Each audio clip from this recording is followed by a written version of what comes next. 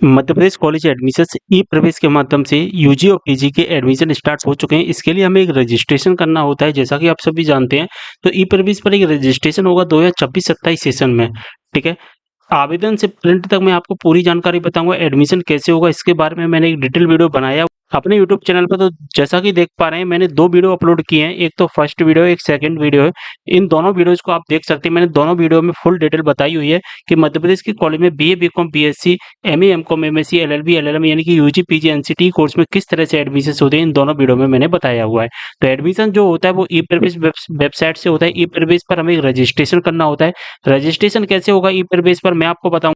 तो इसके लिए हमें एक रजिस्ट्रेशन करना है, जैसा कि हम सबसे पहले गूगल पर आएंगे और सर्च करेंगे ई प्रवेश एमपी ऑनलाइन। फर्स्ट नंबर पर ही लिंक आ जाएगा, इस लिंक पर हम क्लिक कर देंगे, ठीक है। जैसे हम इस लिंक पर क्लिक करेंगे, हमारे सामने इस तरह का इंटरफेस आ जाएगा, ठीक है। यहाँ पर आप फुल डिटेल देख पाएंगे, जैसा कि देख पा रहे हैं। यहाँ पर टाइम टेबल देख पाएंगे, ठीक है, और ये सारी चीजें आपको मिल जाएंगी डिटेल में। यहाँ पर 3 राउंड बनाए गए हैं, first round, second round, third round, ठीक है। 3 राउंड के अंदर हमारे रजिस्ट्रेशन होंगे। 1 मई से रजिस्ट्रेशन स्टार्ट है, 15 मई तक फर्स्ट राउंड का चलेगा रजिस्ट्रेशन, ठीक है। इसके बाद सेकंड राउंड आएगा 28 मई से, जो कि 3 जून तक चलेगा। इस प्रकार से थर्ड राउंड आएगा, जो कि 15 जून से 20 जून तक चलेगा। तो ये तो पूरा टाइम टेबल था। और दोस्तों, अगर आप अपना कोर्स चेंज करते हैं, आप अपना स्ट्रीम चेंज करते हैं, तो आपको एक इंटरव्यू देना पड़ता है। इंटरव्यू किसे देना है, किसे नहीं देना है, इसके बारे में भी एक डिटेल वीडियो बनाया हुआ है। तो रजिस्ट्रेशन करने से पहले आप इंटरव्यू वाला वीडियो भी देख लेना, एडमिशन वाला वीडियो भी देख लेना। मैंने फुल डिटेल में वीडियो बनाए हुए हैं। इसके बाद ही आप एडमिशन प्रोसेस को स्टार्ट करना, ठीक है। इसके बाद में आप इन यूनिवर्सिटी के किसी भी एफिलिएटेड कॉलेज में एडमिशन से ले सकते हैं। यहाँ पर लिस्ट यहाँ पर देख पा रहे हैं, ठीक है। अब हमें रजिस्ट्रेशन करना है। तो रजिस्ट्रेशन करने के लिए हम सबसे ऊपर आएंगे, या आप यहाँ से भी रजिस्ट्रेशन कर सकते हैं। अगर दोस्तों आप बीए, बीकॉम, बीएससी का रजिस्ट्रेशन करोगे तो इस लिंक के माध्यम से करना है रजिस्ट्रेशन। अगर दोस्तों आप एमए, एमकॉम, एमएससी का रजिस्ट्रेशन करोगे तो यहाँ से करना है। और दोस्तों अगर आप एनसीटी, बीएड, एमएड, पीबीएड करोगे तो यहाँ से करना है क्लिक एयर पर रजिस्ट्रेशन पर। यहाँ से किन किन कोर्सेज के रजिस्ट्रेशन होंगे आप यहाँ पर देख भी पाएंगे व्यू कोर्स पर क्लिक करके। तो यहाँ पर इन सभी कोर्सेज के रजिस्ट्रेशन होंगे। यहाँ पर 26 कोर्स की लिस्ट यहाँ पर दी गई है। अगर आप यहाँ पर क्लिक करोगे व्यू कोर्स पर तो यहाँ पर एमए, एमकॉम, एमएससी यानी कि पीजी वाले की लिस्ट खुल जाएगी। तो जो फर्स्ट वाला जो मैंने हाईलाइट किया हुआ है, ये यूजी का है, ये पीजी का है, ये एनसीटीई का है। ये भी एनसीटीई का है लेकिन बीपीएड एमपीएड के लिए है। ये भी एनसीटीई का है लेकिन ये बीएलएड के लिए है। और ये बीएड एमएड के लिए है, ठीक है। तो ये सभी के यहाँ पर रजिस्ट्रेशन होंगे। तो रजिस्ट्रेशन सभी का सेम प्रोसेस है, किसी का भी डिफरेंस प्रोसेस। तो रजिस्ट्रेशन हम एक करके देखेंगे। क्लिक हियर पर रजिस्ट्रेशन पर क्लिक करेंगे, ठीक है। यहाँ पर जैसा कि देख पा रहे हैं, इसका यूजी का रजिस्ट्रेशन, ये पीजी का है और ये एनसीटीई का है। अब हमारे सामने रजिस्ट्रेशन पेज ओपन हो जाएगा, ठीक है। यहाँ पर एलिजिबिलिटी बाय डिफॉल्ट आएगी क्योंकि हमने पहले ही सिलेक्ट कर ली है एलिजिबिलिटी, ठीक है। यहाँ से आप चेंज करना चाहते हैं तो कर भी सकते हैं। आप अगर दूसरे कोर्स में एडमिशन लेना चाहते हैं तो आप अपनी एलिजिबिलिटी भी चेंज कर पाओ। यूजी के तो यूजी का रहेगा, पीजी के तो यहाँ से पीजी सेलेक्ट करोगे, ठीक है। तो हम यूजी का फॉर्म भर रहे हैं, अभी यूजी के स्टार्ट हुए हैं, इसलिए पीजी के जो स्टार्ट होंगे वो 2 मई से स्टार्ट होंगे, ठीक है। अगर दोस्तों आप मध्य प्रदेश के मूल निवासी हैं, यानी कि आप मध्य प्रदेश में रहते हैं, मध्य प्रदेश के कॉलेज से ही एडमिशन लेना चाहते हैं, तो जैसा कि देख पा रहे हैं यहाँ पर आपको यस करना पड़ेगा, ठीक है। जैसे ही आप यस करोगे तो यहाँ पर आपसे समग्र आईडी पूछेगा। समग्र आईडी यहाँ पर 9 अक्षर वाली समग्र आईडी, आप स्टूडेंट आईडी डालनी है, ना कि परिवार आईडी, ठीक है। तो यहाँ पर आपको स्टूडेंट आईडी डाल देनी है। और अगर दोस्तों आप मध्य प्रदेश के निवासी नहीं हैं, आप किसी दूसरे जो कि राज्य के निवासी हैं, जैसे कि राजस्थान के हैं, ठीक है, तो हम यहाँ पर नो करेंगे। जैसे हम नो करेंगे तो हमसे जो समग्र आईडी पूछ रहा था, अब वो समग्र आईडी नहीं पूछेगा, क्योंकि अदर स्टेट के स्टूडेंट की समग्र आईडी नहीं बनती है। फिर आपको डायरेक्ट इसी तरह से फॉर्म भरना है। केवल जो मध्य प्रदेश के निवासी के लिए यहाँ पर एक ऑप्शन से बढ़ जाता है, ठीक है। और जो मध्य प्रदेश के मूल निवासी नहीं है उनके लिए ये ऑप्शन होता है, वो हट जाता है। केवल यही डिफरेंस है और कोई डिफरेंस नहीं। तो मध्य प्रदेश के मूल निवासी तो यहाँ पर 9 अक्षर की समग्र आईडी डाल देना। इसके बाद में क्या आप मध्य प्रदेश के किसी भी जिले से 12वीं उत्तीर्ण किया है, तो आपने अगर मध्य प्रदेश के किसी जिले से 12वीं उत्तीर्ण किया है तो यस करेंगे, अन्यथा नो करेंगे, ठीक है। अगर यहाँ से आप नो करते हैं तो आपके केस में भी ये 2 ऑप्शन है जो कि हट जाते हैं। केवल एक ही ऑप्शन रह जाएगा जो कि मध्य प्रदेश वाला, कि आपने किया है या नहीं किया है। तो यहाँ से हम नो कर देंगे, जो मध्य प्रदेश के जो अदर स्टेट के स्टूडेंट हैं, ठीक है। और अगर आप मध्य प्रदेश बोर्ड से 12वीं पास नहीं किए, इसलिए आपका फॉर्म वेरिफिकेशन के लिए जाएगा, जो कि उसका एक अलग प्रोसेस होता है, वो मैं आपको अलग वीडियो में बताऊंगा, ठीक है। लेकिन हम मध्य प्रदेश के निवासी हैं, इसलिए हम यहाँ पर यस करेंगे, ठीक है। मैं सभी स्टूडेंट के लिए ये वीडियो बना रहा हूँ। तो वीडियो थोड़ा-सा लंबा हो सकता है, मैं हर चीज़ डिटेल में बताऊँगा। यहाँ पर समग्र आईडी डालेंगे, मध्य प्रदेश के स्टूडेंट है तो मध्य प्रदेश के किसी भी शहर से 12वीं पास तो किया ही होगा, इसमें नो डाउट। किस जिले से किया है, उस जिले का नाम हम सिलेक्ट करेंगे, ठीक है? तो हम यहाँ से जो कि जिला सिलेक्ट कर लेते हैं। इसके बाद में आपने किस बोर्ड से किया है? सेंट्रल बोर्ड से किया है यानी कि सीबीएसई बोर्ड से किया है, मध्य प्रदेश बोर्ड से किया है, या मध्य प्रदेश में जो ओपन बोर्ड है, Madhya Pradesh state open school open board होता है, उससे किया है। तो जिस बोर्ड से आपने किया है वो आपको सिलेक्ट करना है। अगर आप अदर बोर्ड से किया है, वो बोर्ड मध्य प्रदेश में ही है लेकिन इस लिस्ट में शामिल नहीं है, तो वो अदर बोर्ड में आ जाएगा। अगर इस लिस्ट में शामिल है तो फिर आपको वो सिलेक्ट करना है। तो ज़्यादातर स्टूडेंट या तो एमपी बोर्ड से करता है या सीबीएसई बोर्ड से करता है। अगर ज़्यादा केस में होता है तो फिर रुक जाना नहीं योजना के तहत ओपन बोर्ड से करता है। तो अगर आप रुक जाना नहीं के स्टूडेंट तो फिर आपको ओपन स्कूल सेलेक्ट करना है। अगर नॉर्मल है तो फिर एमपी बोर्ड सेलेक्ट करना है। अगर आपने सेकंड बोर्ड एग्जाम फाइट करके आपने परीक्षा दी है तो भी आपको एमपी बीएससी सेलेक्ट करना है, ठीक है? इसके बाद यहाँ पर रोल नंबर डालना, कब पास आउट किया है वो डालना। इसके बाद एबीसी आईडी आपको फिल करनी पड़ेगी। अगर आपके पास एबीसी आईडी नहीं है तो आप इस फॉर्म को नहीं भर पाओगे। आपको सबसे पहले एक एबीसी आईडी बना लेना है, ठीक है? अगर आपके पास एबीसी आईडी है तो डाल देना, अगर नहीं है तो यहाँ पर लिखा गया है क्या आपका एबीसी आईडी अपर आईडी उपलब्ध नहीं है, तो नया बनाने के लिए यहाँ पर क्लिक करें। तो क्लियर कैरियर वाले ऑप्शंस पर क्लिक करके अपना एबीसी आईडी बना लेना है। एबीसी आईडी अगर आपको बनाना नहीं आता तो मुझे कमेंट करना, एक सेपरेट वीडियो में नई बना दूंगा 2026 की। वैसे 2025 में मैंने एक वीडियो बनाया हुआ है, आप उस वीडियो को देखकर एबीसी आईडी बनाना सीख सकते हैं, ठीक है? इसके बाद में यहाँ पर जो कैप्चा कोड दिया गया है वो डाल देना, गेट डाटा पर क्लिक कर देना। हमने यहाँ पर सारी डिटेल फिल कर दी है, ठीक है? अब हम गेट डेटा पर क्लिक करेंगे। इसके बाद पेज रिफ्रेश होगा और यहाँ पर नाम लिख कर आ जाएगा, जो भी आपका नाम होगा, और कच्चा का डेटा प्राप्त हुआ है लिख कर आ जाएगा, ठीक है? अगर दोस्तों ऐसा आता है कि आपका 12वीं आपका डेटा प्राप्त नहीं हुआ है और सत्यापन के लिए भेजा जाएगा, तो फिर आपको क्या करना पड़ेगा? कुछ नहीं करना है, केवल आपका जो डॉक्यूमेंट वेरिफिकेशन होने के लिए डेटा जाएगा और कुछ नहीं होगा, ठीक है? तो हम यहाँ से ओके पर क्लिक कर देंगे। अब हम नीचे आएँगे थोड़ा-सा और यहाँ पर हमें अपनी डिटेल है जो कि फिल करनी है, ठीक है? यहाँ पर हम अपना पूरा नाम डालेंगे, यहाँ पर कैटेगरी सिलेक्ट करेंगे, तो हमारी जो भी कैटेगरी है वो सिलेक्ट कर लेते हैं, ठीक है? UR, SC, ST, OBC, EWS जो भी कैटेगरी है वो सिलेक्ट कर लेना। आपका जेंडर मेल, फीमेल जो भी है वो सिलेक्ट कर लेना, ठीक है? और इसके बाद डेट ऑफ बर्थ डालना, ईमेल आईडी डाल देना यहाँ पर और मोबाइल नंबर डाल देना। इसके बाद जनरेट ओटीपी पर क्लिक कर देना। अब हमारे रजिस्टर्ड मोबाइल नंबर पर एक ओटीपी गया है, उस ओटीपी को यहाँ पर डाल देना और वेरीफाई ओटीपी पर क्लिक कर देना है। अब हमारे सामने इस तरह का इंटरफेस आ जाएगा। यहाँ पर हमें अपनी एबीसी आईडी जो अभी हमने पहले फिल की थी, वही एबीसी आईडी यहाँ पर फिर से फिल कर देनी है और यहाँ से कंटिन्यू कर देना है। अब फिर से हमारे रजिस्टर्ड मोबाइल नंबर पर एक ओटीपी गया है, उस ओटीपी को यहाँ पर डाल देना और यहाँ से कंटिन्यू कर देना। यहाँ से हमने कंटिन्यू कर दिया है। इस तरह का इंटरफेस आएगा, यहाँ पर एक कंटिन्यू दिखेगा, फिर से यहाँ पर हमें कंटिन्यू कर देना है जैसा कि यहाँ पर आप देख पा रहे हैं। तो इसके बाद प्रोसेसिंग होगी कुछ जैसा कि देख पा रहे हैं और प्रोसेसिंग के बाद हमें जो कि ट्रांसफर कर दिया जाएगा कहाँ पर, हमारे ई प्रवेश वेबसाइट के हमारे पेज पर, जहाँ पर हमें अपना एक फॉर्म है जो कि सबमिट कर देना है। साथ ही आपके रजिस्टर्ड मोबाइल नंबर पर एक मैसेज आया होगा, जैसा कि मैं यहाँ पर आपको बता रहा हूँ।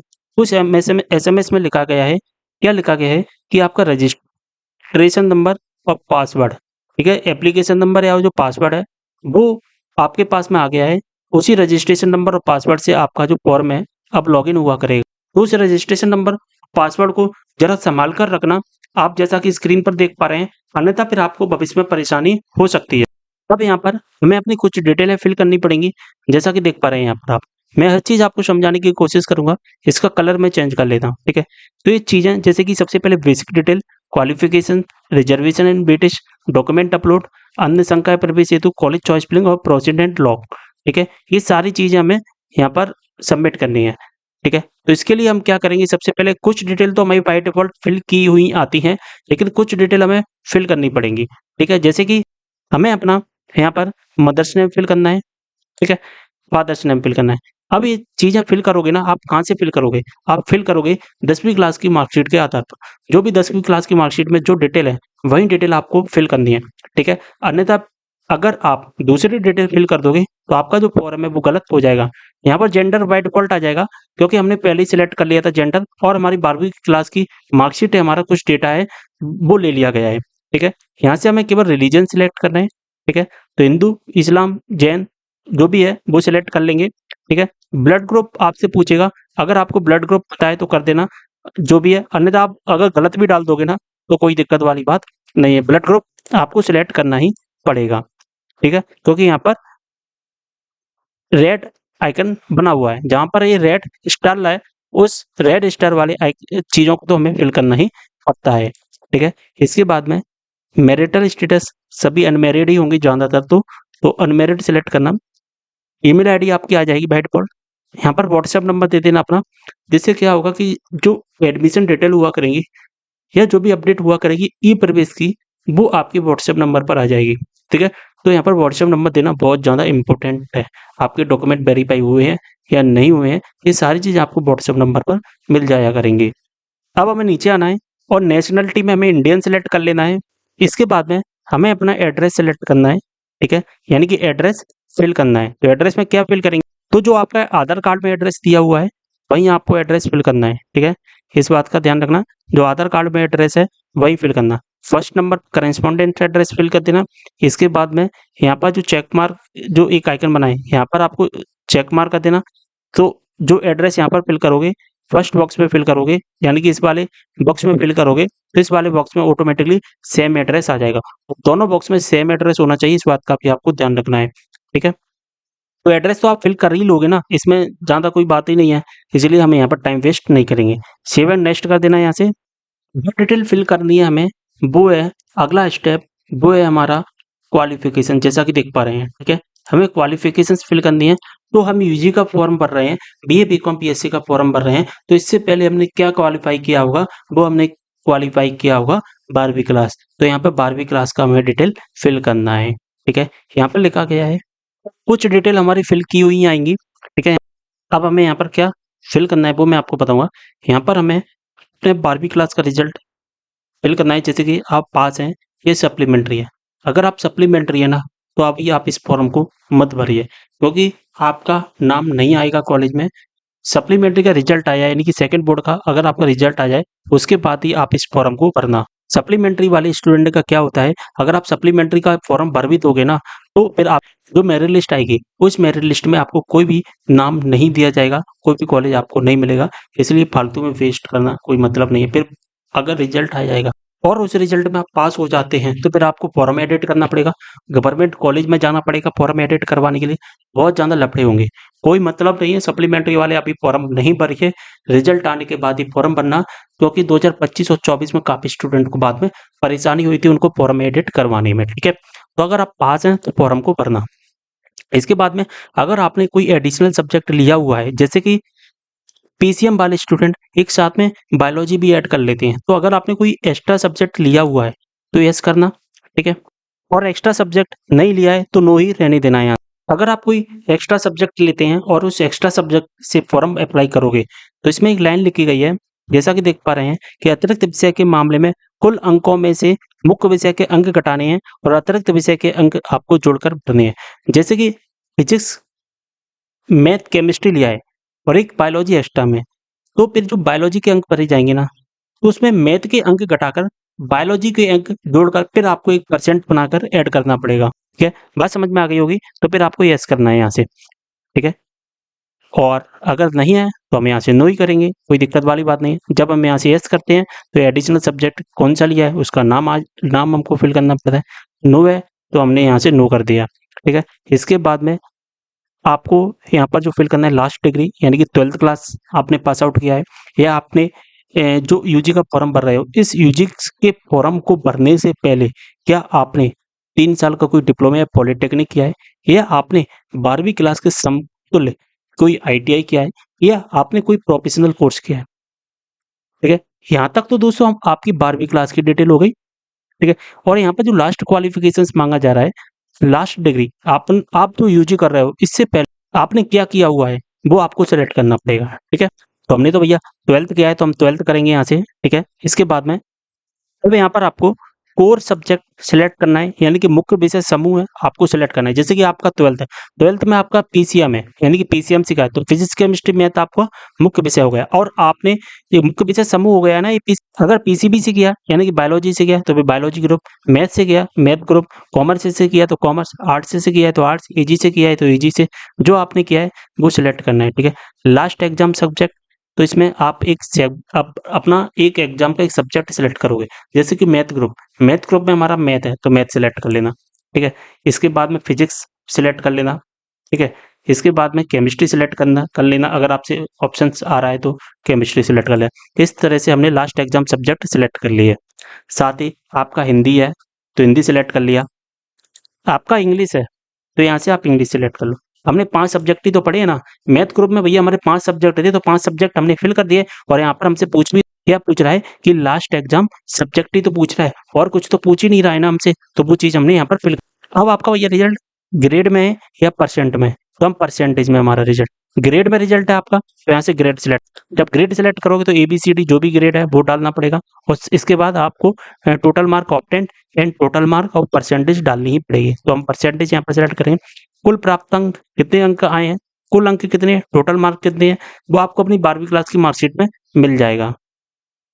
जैसे कि हमें 400 अंक मिले, कितने में से मिले भैया, 12वीं में कितने विषय होते हैं, 5, एक एक विषय 100 नंबर का तो 500 हो गया ना, तो कितनी परसेंट बनी, 80%।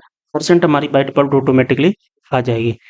इसके बाद में अब हमें जो सिलेक्ट करना है वो है career prospect, field of interest. आप किस फील्ड में जाओगे, क्या करियर बनाना चाहते हो, वो हमको यहाँ पर सिलेक्ट करना पड़ेगा। तो यहाँ पर government job, private job, startup business जो करना चाहते हैं वो सिलेक्ट कर लेना। ये गवर्नमेंट जॉब ही सिलेक्ट करेंगे, मुझे पता है सब, ठीक है। और गवर्नमेंट जॉब किस फील्ड में जाना चाहते हैं वो सिलेक्ट कर लेना, ठीक है। सिविल सर्विसेज, सॉफ्टवेयर इंजीनियर जो भी है, तो हम एजुकेशन सिलेक्ट कर लेते हैं। कुछ सिलेक्ट कर लो, इससे कोई दिक्कत नहीं। अगर यहाँ पर आप गलत भी सिलेक्ट कर लोगे ना, कोई दिक्कत नहीं है, ये तो वैसे ही पूछ रहा है आपसे, ठीक है। चलिए भैया अब हम आगे बढ़ते हैं और हम आते हैं अगले स्टेप, तीसरे नंबर पर, वो है हमारा रिजर्वेशन एंड वेटेज, ठीक है। यहाँ पर ABCD बाय डिफॉल्ट आ जाएगी, छेड़ना नहीं है यहाँ पर। क्या मध्य प्रदेश के मूल निवासी हैं, हाँ हम मध्य प्रदेश के मूल निवासी हैं। नहीं है तो नो कर देना, ठीक है। और नहीं है तो फिर आप किस राज्य के हो वो भी तो बताइए ना हमको भैया, सारी डिटेल लेंगे हम, ऐसे थोड़ी ना दे देंगे एडमिशन, ठीक है। मध्य प्रदेश के मूल निवासी हैं तो यहाँ पर डोमिसाइल सर्टिफिकेट नंबर डालो। डोमिसाइल सर्टिफिकेट नंबर, आपकी डोमिसाइल सर्टिफिकेट पर RS/419 से स्टार्ट होता है, वो यहाँ पर डाल देना है। किस तारीख को डिस्पोज हुआ है वो डाल, और उस फाइल को यहाँ पर अपलोड कर देना। यानी कि हमें एक सॉफ्ट कॉपी में स्कैन करके यहाँ पर फाइल अपलोड करनी पड़ेगी, ठीक है। इसके बाद में क्या आप माइनॉरिटी में आते हैं तो यस करना, अन्यथा नो कर देना। माइनॉरिटी में नहीं आते, अल्पसंख्यक में नहीं आते, नो कर देना। अगर आप अल्पसंख्यक में आते हैं तो यस करना पड़ेगा, ठीक है। अल्पसंख्यक में किस धर्म में आते हैं, जैन, बौद्ध, मुस्लिम, पारसी। अगर आप इस धर्म के स्टूडेंट हैं तो ही आपको यस करना है, अन्यथा नो कर देना है, ठीक है। क्या आपके पास वोटर आईडी कार्ड है, यस कर देना। अगर वोटर आईडी कार्ड नहीं है तो नो कर देना, कोई दिक्कत वाली बात नहीं है। BPL कार्ड है तो भैया यस करना ही करना, क्योंकि शासन की बहुत सारी योजनाएं होती हैं उसमें आपको फायदा मिलेगा। अगर नहीं है तो नो कर देना, अगर है तो यस कर देना, अगर है तो BPL कार्ड का नंबर डाल देना। BPL कार्ड का नंबर कहाँ पर मिलेगा, आपके राशन कार्ड पर लिखा गया होगा, वो डाल देना, ठीक है। चलिए अब आगे बढ़ते हैं, और हम कहाँ पर आ गए, अब आ गए हैं हम कि आपके माता पिता केंद्र सरकार या सरकारी कर्मचारी, भारत सरकार द्वारा संचालित व्यावसायिक संगठनों के कर्मचारी मध्य प्रदेश में हैं, यानी कि आपके माता पिता की जॉब है तो यस करना, अन्यथा नो कर देना, ठीक है। कैटेगरी आई जाएगी आपकी बाय डिफॉल्ट, कोई दिक्कत की वाली बात नहीं है। इसके बाद में एमपीटास की प्रोफाइल आईडी है तो डाल देना, यानी कि एमपीटास जो ओबीसी और SC ST की बनती है उनको स्कॉलरशिप मिलती है, ठीक है, तो उनको ही यहाँ पर डालना है, नहीं तो इसको छोड़ देना, कोई दिक्कत वाली बात नहीं है। आपके परिवार की वार्षिक आय कितनी है वो डालनी पड़ेगी। अब आपको कैसे पता चलेगा कि आपके परिवार की वार्षिक आय कितनी है, तो वो इनकम सर्टिफिकेट पर लिखा गया है, तो उस इनकम सर्टिफिकेट पर देख लेना आपके परिवार की वार्षिक आय कितनी लिखी गई।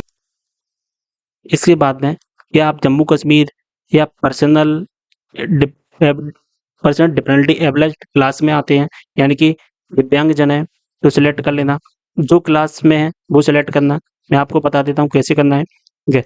तो यहाँ पर हम जम्मू कश्मीर और लद्दाख के विस्थापित हैं तो नो, नहीं है कोई भी नहीं होगा।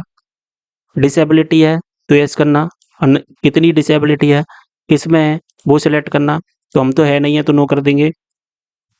इनमें से किसी क्लास में आते हो, सैनिक, defence, freedom fighter, central armed force में कोई आपके हैं पिताजी वगैरह, हायर एजुकेशन में कोई एम्प्लॉय हैं पिताजी वगैरह तो सिलेक्ट करना, अन्यथा नन कर देना। तो यही चीज़ें तो मैं बता रहा था आपको, ठीक है। ये बहुत सिंपल सी चीज़ें, ये बतानी नहीं चाहिए। वैसे तो, क्योंकि बहुत नॉर्मल चीज़ें स्टूडेंट इनको खुद फिल कर सकता है। इनसे वीडियो लंबा होता है और कोई बात नहीं है। क्या आपके पास एनसीसी एनएसएस सर्टिफिकेट है तो यस कर देना, ठीक है। कहाँ से कैसे मिला ये सारी चीज़ें तो आपको पता ही होगी, वो आपको देख लेना अपने अकॉर्डिंग, ठीक है। और उस सर्टिफिकेट को यहाँ पर अपलोड कर देना। अगर नहीं है तो नो कर देना। चलिए आगे बढ़ते हैं, ठीक है। इनमें से कोई चीज़ है आपके पास, कोई खेल, ठीक है, आउटराइट्स में आ जाते हैं, जैसा कि देख पा रहे हैं आउटराइट्स, ठीक है। तो कोई आउटराइट्स है आपके पास में, किसी खेल में कोई आपको मिला है गोल्ड मेडल वगैरह, कोई मेडलिस्ट, तो वो आप अपने अकॉर्डिंग यहाँ पर देख लेना, ठीक है। जैसे कि ओलंपिक खेल, वर्ल्ड चैंपियनशिप, विश्व cup, Commonwealth game, Asian game मिला है तो डालना, कब मिला वो ईयर सेलेक्ट कर लेना। जैसे कि पहले यहाँ से सिलेक्ट करना, फिर ईयर सेलेक्ट करना और उसका सर्टिफिकेट, उस सर्टिफिकेट को यहाँ पर अपलोड कर देना। अगर मान के चलिए ये है तो आपको ये सिलेक्ट करना इस तरह से, ठीक है। बात समझ में आ गई? नहीं है तो इनको छोड़ देना, मैं इनको हटा देता हूँ। चलिए इस यहाँ से मैं रीसेट कर देता हूँ। चलिए रीसेट हो गया। चलिए अगर आपके पास में कुछ विशेष प्रोत्साहन है, जैसे कि यहाँ पर आप देख सकते हैं ये सारी चीज़ें हैं, तो आपको सिलेक्ट करते जाना, नहीं है तो इनको हटा देना, ठीक है। अब इस इम्पोर्टेंट अब स्टेप है यहाँ पर, केवल सरकारी स्कूल के शिक्षक के लिए, ठीक है। अगर आपके माता-पिता सरकारी स्कूल में शिक्षक हैं, तो यहाँ पर येस करना, अन्यथा नो कर देना। अगर आप येस करोगे तो क्या होगा देख लेते हैं। येस करोगे तो डिटेल पूछी जाएगी आपसे, वो डिटेल आपको डालनी है, अन्यथा यहाँ से नो कर देना। अब ये ऑप्शन बहुत ज़्यादा इम्पोर्टेंट है, कौन-सा वाला? अप्लाइड स्कॉलरशिप का। अप्लाइड स्कॉलरशिप में आपको क्या सेलेक्ट करना है, मैं आपको बता देता हूँ। देखिए, क्या आपको योजना का लाभ लेना चाहते हैं? मुख्यमंत्री मेधावी विद्यार्थी योजना, जन कल्याण शिक्षा प्रोत्साहन योजना, मुख्यमंत्री बाल सेवा योजना, कोविड-19 से प्रभावित, लाडली लक्ष्मी योजना। इन योजनाओं को सिलेक्ट करने से पहले कृपया इनके बारे में डिटेल से इन्फॉर्मेशन ले लेना। तो डिटेल में इन्फॉर्मेशन कौन देगा? उसके लिए मैं बैठा हूँ। तो इसके लिए मैंने बहुत सारे वीडियोस अपलोड किए हुए हैं। मैं आपको मोटे-मोटे अंदाज पर बता देता हूँ।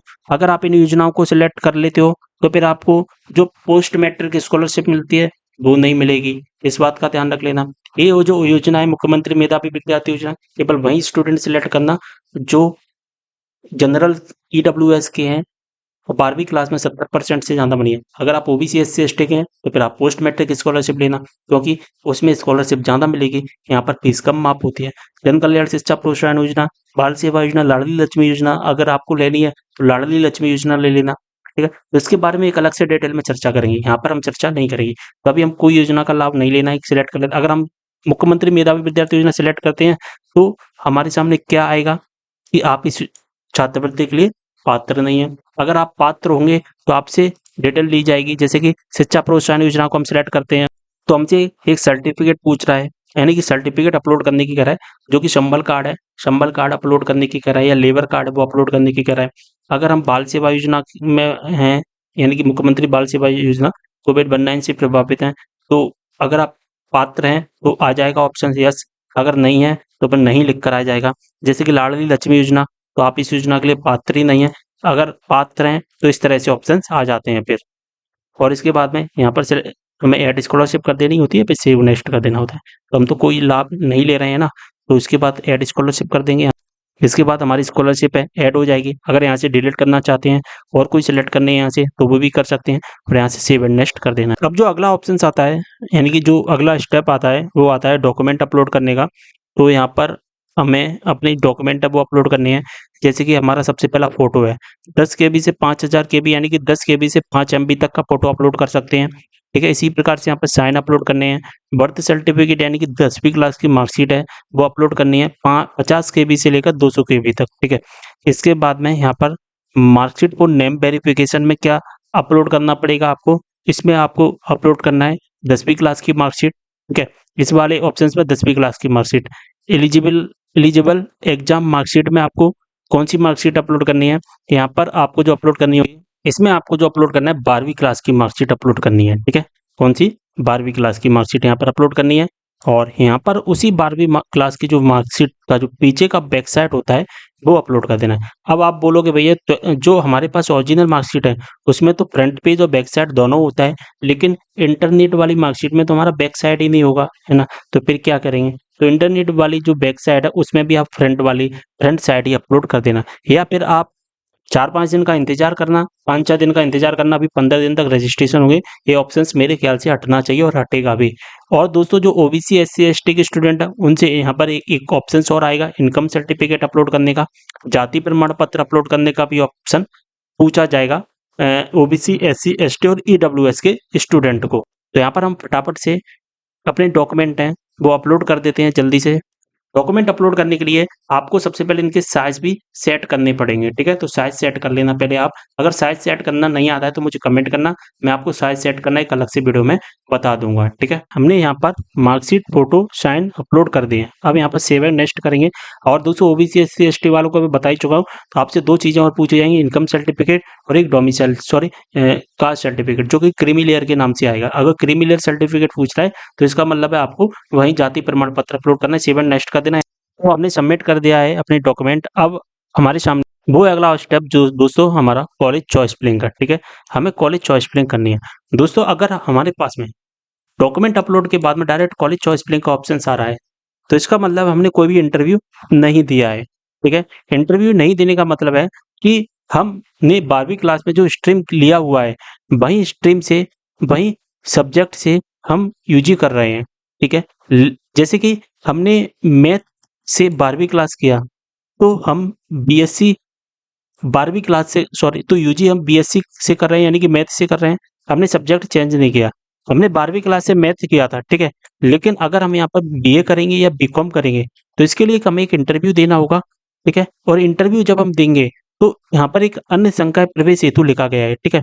जैसा कि देख पा रहे हैं यहाँ पर हमें क्लिक करना पड़ता है अन्य संकाय प्रवेश हेतु में। इसमें क्या होगा कि हमें एक इंटरव्यू देने जाना होगा हमारे लीड कॉलेज में, यानी कि हमारे जिले में एक कॉलेज बनाया गया है, उस कॉलेज में इंटरव्यू देना है। 14 मई लास्ट डेट है, 11 बजे से दोपहर 2 बजे तक इंटरव्यू देना है। कैसे क्या देना है इसके बारे में अलग से डिटेल वीडियो बनाया हुआ है, उस वीडियो को आप देख लेना, ठीक है, इंटरव्यू के बारे में। और अगर आप सब्जेक्ट स्ट्रीम कोर्स चेंज करना चाहते हैं तो उसके माध्यम से आप कर सकते हैं। फिर आपको क्या करना पड़ेगा, अगर आप इंटरव्यू देते हैं, अगर इंटरव्यू नहीं दिया है, स्ट्रीम चेंज नहीं करना है तो यहाँ पर नो रहने देना है। स्ट्रीम वगैरह अगर आप चेंज करोगे, सब्जेक्ट चेंज करोगे तो यहाँ पर यस करना पड़ेगा। इसके बाद में क्या आपने वोकल इंटरव्यू दिया है तो इसके लिए हम यहाँ से यस करेंगे। और हमने इंटरव्यू एग्जाम टाइप क्या है, अन्य संकाय प्रवेश हेतु। हमने इंटरव्यू क्यों दिया है, अन्य संकाय के प्रवेश हेतु टाइप में हमने बोल दिया। रिजल्ट हमारा क्या था, पास है, ठीक है, हम इंटरव्यू में पास हो गए हैं। अब हमें इंटरव्यू के समय हमें एक सर्टिफिकेट मिला होगा, सर्टिफिकेट यहाँ पर अपलोड करना है, ठीक है। किस डिग्री में आप एडमिशन लेना चाहते हैं, यानी कि हमने जो इंटरव्यू दिया है वो किस डिग्री के लिए इंटरव्यू दिया है वो आपको सिलेक्ट करना है। अगर आप बीएससी कर रहे हो तो कोई दिक्कत वाली बात ही नहीं है। लेकिन अगर आप चेंज करना चाहते हैं, जैसे कि आपने 12वीं क्लास मैथ से किया लेकिन अब आपको बीकॉम करना है या बीए करना है, तभी हमें स्ट्रीम जो चेंज के लिए इंटरव्यू देना होता है। तो हम यहाँ पर बीकॉम करना चाहते हैं तो बीकॉम सेलेक्ट कर लेते हैं, या हम यहाँ पर बीए करना चाहते हैं तो बीए सेलेक्ट कर लेंगे, ठीक है। BA LLB, BCom LLB, LLB वगैरह कुछ भी करना है ना तो सभी के लिए यहाँ पर इंटरव्यू देना पड़ेगा, ठीक है। तो हम यहाँ पर एक सिलेक्ट कर लेते हैं जो भी आपको देना है, यानी कि जो भी आपको करना है। अब ये आपको किस सब्जेक्ट से करना है वो आपको सिलेक्ट करना पड़ेगा, ठीक है। तो यहाँ पर बहुत सारे सब्जेक्ट आ जाएंगे जैसा कि देख पा रहे हैं, ठीक है। जैसे ही कंप्यूटर एप्लीकेशन आ गया, अब यहाँ पर हम क्या कर देंगे, ऐड कर देंगे, ठीक है। तो क्या होगा कि ऐड हो जाएगा। ऐड कब होगा, हम यहाँ पर सर्टिफिकेट अपलोड कर देंगे। अगर हमें रिमूव करना है तो यहाँ से रिमूव कर पाएंगे, यहाँ से सेव कर देना, ठीक है। सेव होने के बाद में फिर आप यहाँ पर जब कॉलेज चॉइस फिलिंग करोगे ना तो कॉलेज चॉइस फिलिंग में अभी क्या आ रहा था, बीएससी का ऑप्शन आ रहा था। जैसे कि 12वीं क्लास में आप मैथ करोगे तो मैथ के बाद में केवल बीएससी होती है, ठीक है। तो केवल बीएससी का ऑप्शन आ रहा था।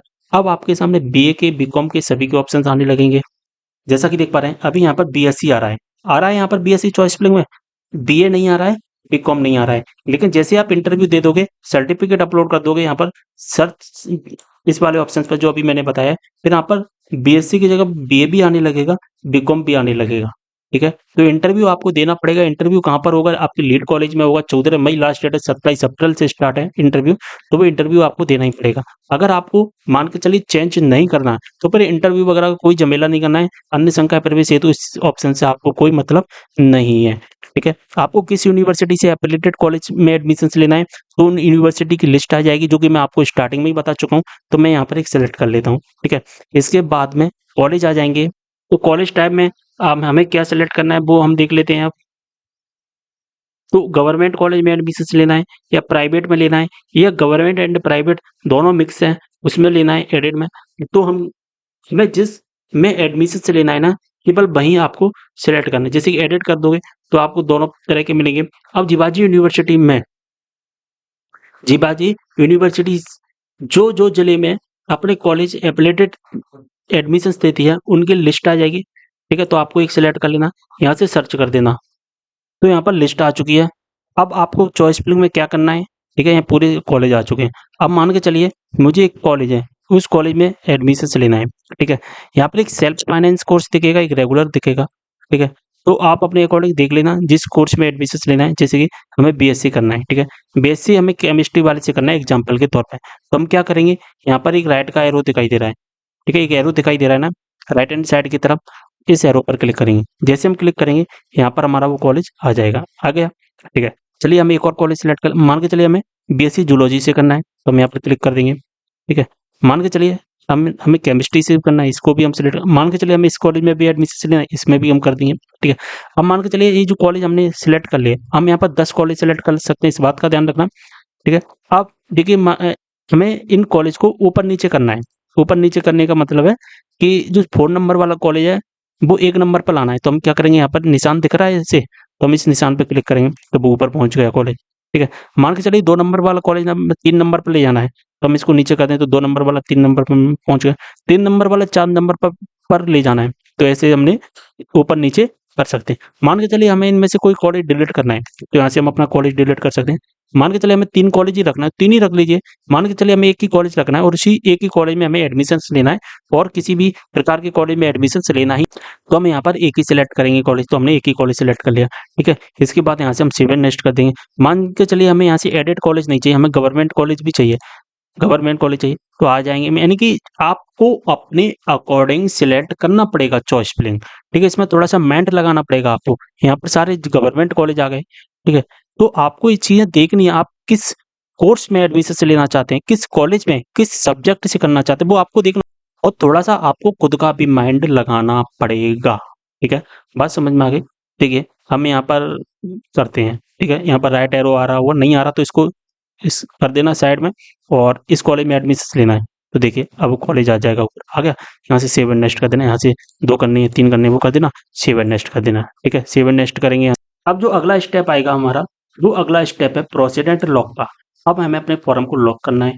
ठीक है, तो अभी पेमेंट स्टेटस पेंडिंग दिखा रहा है, फॉर्म स्टेटस नॉट वेरीफाइड है। ठीक है, तो अभी हमें पेमेंट करना पड़ेगा और जो डिटेल यहाँ पर अब आ रही हैं उन सभी डिटेल को अच्छे से देख लेना। आप अभी तो एडिट कर सकते हैं लेकिन बाद में एडिट नहीं कर पाओगे। एडिट तो हो जाएगा लेकिन दिक्कत बहुत ज़्यादा होगी, गवर्नमेंट कॉलेज में जाना है वहाँ से एडिट करवाना पड़ेगा। ठीक है, तो अभी आप यहाँ से एडिट कर पाओगे। ठीक है, क्योंकि अभी हमने अपना फॉर्म है जो कि लॉक नहीं किया है। अब हमें सबसे नीचे आ जाना, सबसे नीचे आने के बाद जनरेट ओटीपी दिखाई देगा यहाँ, पहले तो यहाँ पर क्लिक कर देना, जनरेट ओटीपी पर क्लिक करना, तो ओटीपी आएगी आपके रजिस्टर्ड मोबाइल नंबर पर, ओटीपी डाल देना। अब यहाँ पर ओटीपी आई है हमारे रजिस्टर्ड मोबाइल नंबर पर, ओटीपी डाल देना, वेरीफाई एंड लॉक पर क्लिक कर देना। दोस्तों यहाँ पर ओटीपी आने में थोड़ा सा समय भी लग सकता है, तो थोड़ा सा आपको इंतजार भी करना पड़ेगा। दोस्तों ये रजिस्टर्ड मोबाइल नंबर पर अगर ओटीपी नहीं आता है तो ध्यान रखना, ये ओटीपी दोस्तों आपका आ सकता है व्हाट्सएप पर। ठीक है, तो व्हाट्सएप नंबर जो हमने फिल किया था उस व्हाट्सएप नंबर पर चेक कर लेना, आपका ओटीपी आ गया होगा। अब हमें अपना पेमेंट करना है, तो पेमेंट क्लियर कर लेना। 100 रुपये का पेमेंट होगा, गर्ल्स का कोई भी पेमेंट नहीं होगा, इस बात का ध्यान रखना, उनका फ्री रहेगा। ठीक है, तो पेमेंट होगा वो 100 रुपये, केवल बॉयज का ही रहेगा। पेमेंट कर देना, पेमेंट होने के बाद में प्रिंट आउट आ जाएगा, प्रिंट आउट अपने पास संभाल कर रखना और अपने आपने जिस कॉलेज के लिए रजिस्ट्रेशन वगैरह किए हैं उनमें जाकर एक बार बता देना। अगर नहीं बताना है अपने पास ही रखना। और अगर आपका डॉक्यूमेंट वेरीफाई हो गए हैं तो कोई दिक्कत वाली बात नहीं है, आपको केवल मेरिट लिस्ट का इंतजार करना है। अगर आपके डॉक्यूमेंट वेरीफाई नहीं हुए हैं तो फिर आपको अपने नियरेस्ट जो भी गवर्नमेंट कॉलेज है वहाँ पर जाना है और वहाँ पर जाकर अपने डॉक्यूमेंट वेरीफाई करवा लेना है। ठीक है, और अगर आपको डॉक्यूमेंट वेरिफिकेशन में कोई परेशानी आ रही है मुझे कमेंट करना, मैं आपका रिप्लाई कर दूंगा। इंस्टाग्राम पर मैसेज कर देना, लिंक डिस्क्रिप्शन बॉक्स में दिया गया है। व्हाट्सएप ग्रुप ज्वाइन कर लेना, लिंक डिस्क्रिप्शन बॉक्स में दिया गया है। टेलीग्राम ग्रुप ज्वाइन कर लेना, लिंक डिस्क्रिप्शन बॉक्स में दिया गया है। सभी स्टूडेंट आपस में बातचीत करना, अपने डाउट सॉल्व करना, इसलिए मैंने टेलीग्राम ग्रुप और व्हाट्सएप ग्रुप मैंने बनाया हुआ है, जिसमें क्या होगा कि सब एक ही प्लेटफॉर्म पर ऐड हो जाएंगे और सभी स्टूडेंट अपने डाउट है वो सॉल्व करेंगे आपस में। ठीक है? और आपस में बातचीत करेंगे, जिससे उनके जो भी डाउट होंगे वो सॉल्व हो जाया करेंगे, ठीक है? वीडियो को यहीं पर करते हैं समाप्त और मिलते हैं अगले वीडियो में एक और जानकारी के साथ, तब तक के लिए बाय।